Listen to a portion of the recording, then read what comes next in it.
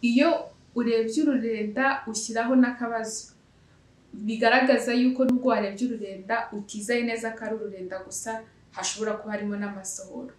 Ni ryari watangira ku bashaka kwirinda gusama gukora imibonano mpuzabitsina idakingiye ndetse n'urumeze nk'amazi, uba ugomba gufata amahirwe ubonye kugira ngo utangire gukora ibintu bishobora gutuma ubona umwana.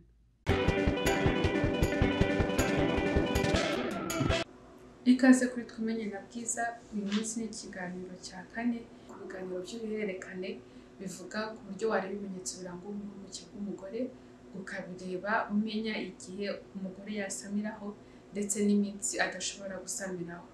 Uyu munsi turaganira ku buryo washyira ku murongo amakuru ajyanye n'ururenda, ku buryo bikora igishushanyo ushobora kureberaho umenya igihe uburumbuke buri hejuru ndetse n'igihe uburumbuke buri hasi. Ukaba wamenya uti uburumbuke buregereje cyangwa buri kuba, cyangwa ukamenya uti uburumbuke bwararangiye. Umunsi wa mbere wandika amakuru ajyanye n'ururenda ushyiramo n'iminsi y'imihango. Umunsi wa mbere uboneyeho imihango ni umunsi wa mbere w'ukwezi kwawe, ni nawo utangira wandika amakuru ajyanye n'ururenda. Ku bagore bamwe na bamwe bajya bagira ibintu bimeze nk'amaraso ariko atari amaraso, nk'amaraso yijimye cyangwa ukundi yaba ameze kose, ariko ukabona adasa n'imihango usanzwe ubona. Iyo minsi yaje ibintu bimeze gutyo uyibara mu kwezi gushize. Umunsi wa mbere w'ukwezi kwawe ni umunsi wa mbere uboneyeho imihango nyamihango, nibwo utangira kubara umunsi wa mbere w'ukwezi kwawe.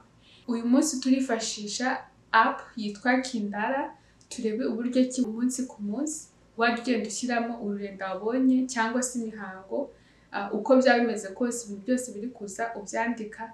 Noneho turakora umunsi ku munsi paka ukwezi kurangiye, noneho turebe ukuntu igishushanyo cyaba kimeze. Nyuma tuzagenda tunareba uburyo ki umuntu aguhereje igishushanyo cyangwa ureje igishushanyo cyawe wabasha kubonamo iminsi y'uburumbuke buri hejuru n'iminsi itari y'uburumbuke.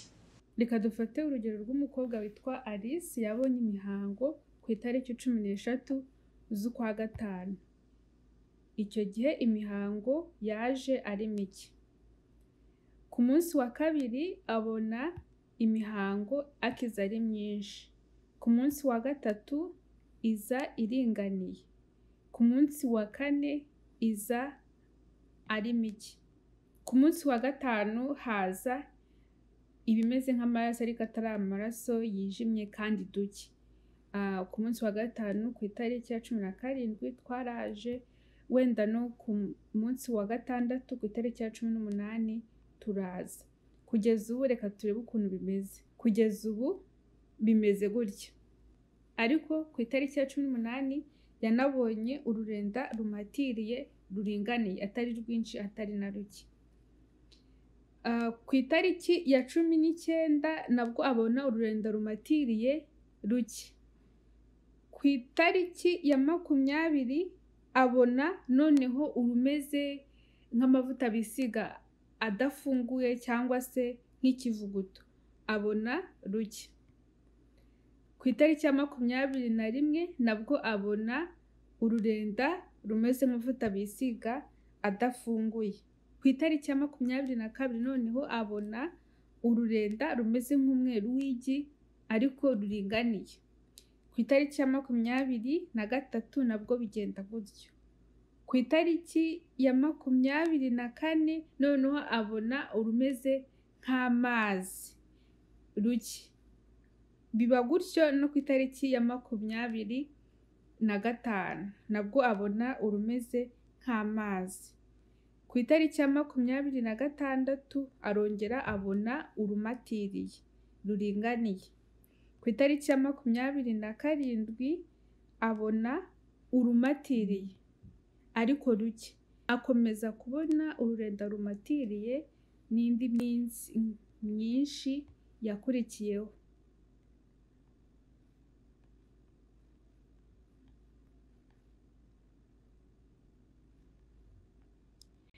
Ku itariki ya 6 z'ukwa gatandatu arongera abona urumeze nk'amavuta bisiga adafunguye rwinshi ruringaniye.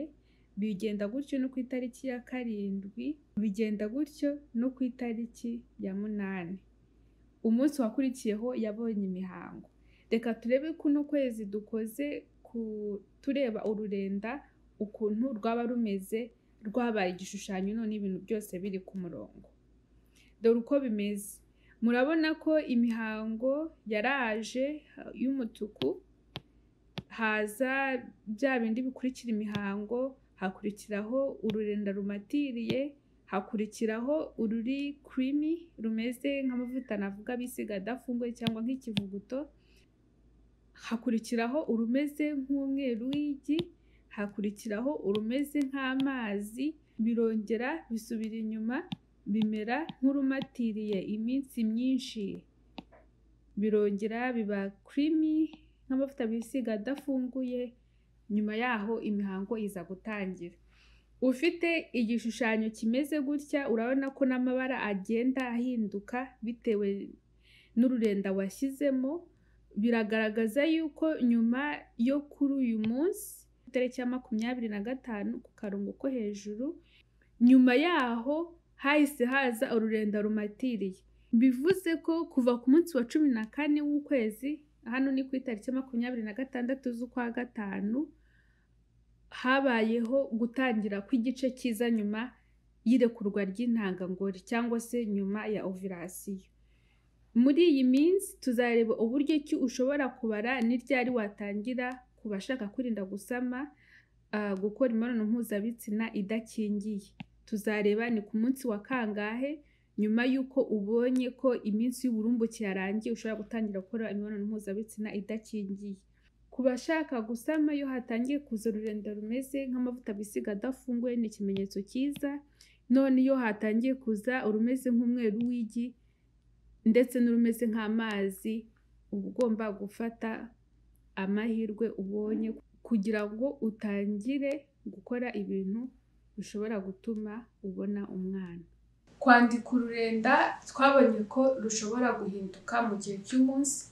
Wenda mu gitondo ukabona urumatiriye, nimugoroba ukabona urumeze nk'amavuta bisiga adafunguye.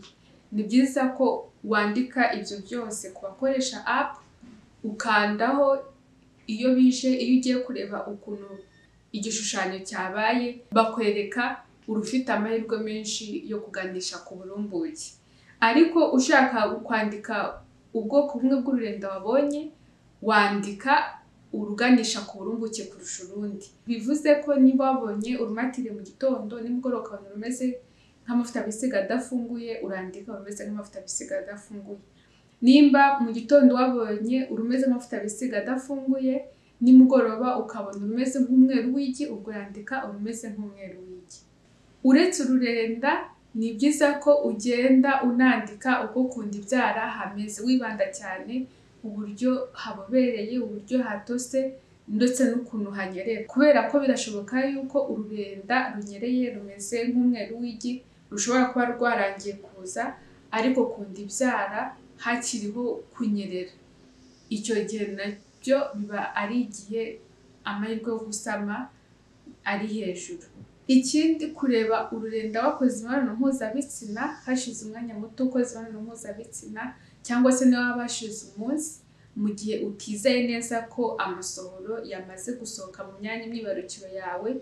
Iyo urebye ururenda ushyiraho n'akabazo, bigaragaza yuko nubwo warebye ururenda utizeye neza ko ari ururenda gusa, hashobora kuba harimo n'amasohoro. Bityo bigufasha uwo munsi utizeye neza, ukareba n'umunsi w'ejo hashize, ukareba n'ejo uko bizaba bimeze, bityo ukabirebera hamwe kurusha uko wareba umunsi umwe gusa. Hano ngaruye cya gishushanyo twakoze tureba umuntu wabonye imihango ku itariki ya 13 z'ukwa 5, ko ururenda rwagiye ruhindagurika. Ngaruye cya gishushanyo kugira twongere twibutse uko cyari kimeze. Naha dusoreje ikiganiro cy'uyu munsi. Nabibutsa kwiyandikisha ku rubuga rwacu. Murakoze, murakarama, nawe ubutaha. Bye.